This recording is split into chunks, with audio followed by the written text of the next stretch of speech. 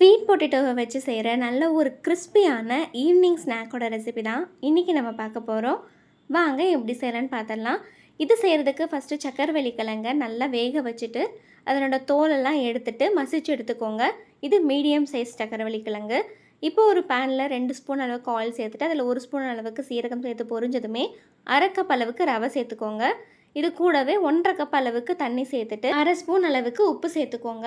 இப்போ ரவை நல்லா குக் ஆகிடுச்சு. இது ஆறுனதுக்கப்புறம் இது ஒரு பவுலில் சேர்த்துட்டு இது கூடவே நம்ம மசிச்சு வச்சுருந்த சக்கரவள்ளி கிழங்கையும் சேர்த்துக்கோங்க. நல்லா பிசைஞ்சிட்டு நீளமாக உருட்டி உங்களுக்கு வேணுங்கிற சைஸில் கட் பண்ணிவிட்டு பால் ஷேப்பில் பண்ணிவிட்டு அதில் இந்த மாதிரி ஸ்ட்ரா இல்லைன்னா ஏதாவது ஒரு ஸ்பூன் வச்சு கூட ஹோல் போட்டுட்டு நல்லா சூடான ஆயிலில் ஃப்ரை பண்ணிவிட்டு வேணும்னா கொஞ்சம் போல் மிளகாத்தூள் தூவி சாப்பிட்டு பாருங்கள். கிறிஸ்பியாகவும் ஸ்வீட் பொட்டேட்டோட டேஸ்ட்டும் டிஃப்ரெண்ட்டாக இருக்குங்க. ஸோ நீங்களும் இந்த ரெசிபி ட்ரை பண்ணிவிட்டு எனக்கு கமெண்ட் பண்ணுங்கள். என்னோடய அப்கமிங் வீடியோஸை மிஸ் பண்ணாமல் பார்க்குறதுக்கு சேனலை சப்ஸ்கிரைப் பண்ணிக்கோங்க.